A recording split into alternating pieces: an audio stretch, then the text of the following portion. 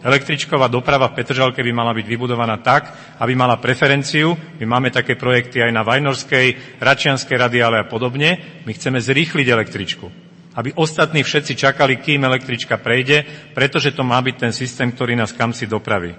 Počuli ste tú myšlienku v 8 minútach, čo sa týka z konca Petržalky do mesta, a to si myslím, že je najlepšia odpoveď pre tých, ktorí stoja každé ráno 30 minút na moste v aute.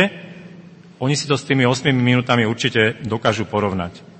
Čo sa týka postupu pána Slávika, ktorý chce zmariť úplne všetko, tomu sa nebudem vyjadrovať, lebo raz zverejním mail, ktorý mi pán Slávik napísal, a kde povedal, že on by to aj na tú Európsku komisiu nepodal, keby sme mu nejaký postík na meste ponúkli, minimálne na úrovni hlavného architekta alebo hlavného dopravného inžiniera.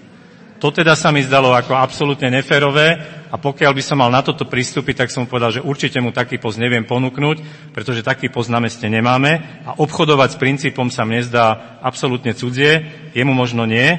Takže ako dopadne to podanie, to neviem, pretože to bude rozhodovať Európska komisia.